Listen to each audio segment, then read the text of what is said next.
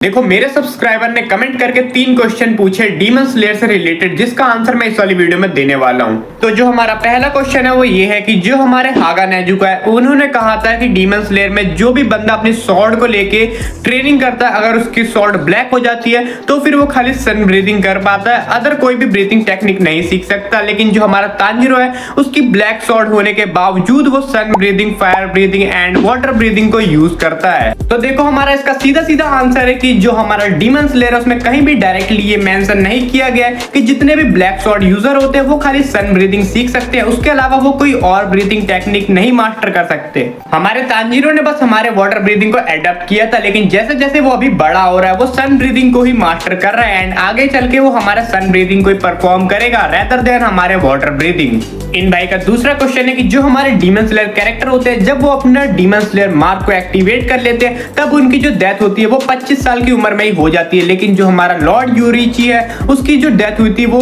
80 की एज में हुई थी, जबकि उसका जो डीमन स्लेयर मार्क था वो एक्टिवेट भी हो चुका था। तो देखो इसका जवाब जानने से पहले हमें थोड़ा बहुत इस डीमन स्लेयर मार्क के बारे में जान लेना चाहिए कि जो हमारा डीमन स्लेयर मार्क होता है जब ये हमारा अनलॉक होता है तो ये काफी ज्यादा टेम्परेचर हमारा रिलीज करता है उस बंदे की बॉडी से जिसका डीमन स्लेयर मार्क एक्टिवेट हुआ होता है एंड इसीलिए वो 25 साल की एज के बाद इतना ज्यादा टेम्परेचर रिलीज करने लगता है कि जो हमारा कैरेक्टर होता है वो सरवाइव नहीं कर पाता एंड इसी कारण से उसकी मौत हो जाती है। लेकिन जो हमारा लॉर्ड यूरिची है उसने हमारे डीमन स्लेयर मार्क को अनलॉक नहीं किया, बल्कि वो उसके जन्म लेते ही उसके पास वो वाला मार्क था जिसके कारण वो उस टेम्परेचर को इजीली सस्टेन कर सकता था। एंड यूरिची के जीवित रहने का एक और सबसे बड़ा रीजन होता है हमारा ट्रांसपेरेंट वर्ल्ड और सेल्फलेस स्टेट, जो कि हमारे यूरिची के अंदर जन्म लेते ही था। एंड ये दोनों टेक्निक हमारे यूरिची के दिल और दिमाग के टेम्परेचर को इक्वल करने में मदद करती थी, जिसके कारण जो हमारा डीमन स्लेयर मार्क था उसकी पावर हावी नहीं होती थी हमारे यूरिची के ऊपर। अगर आपको ट्रांसपेरेंट वर्ल्ड और हमारे सेल्फलेस स्टेट के बारे में और भी डिटेल में वीडियो चाहिए तो आप लोग मेरे को कमेंट करके बता सकते हो।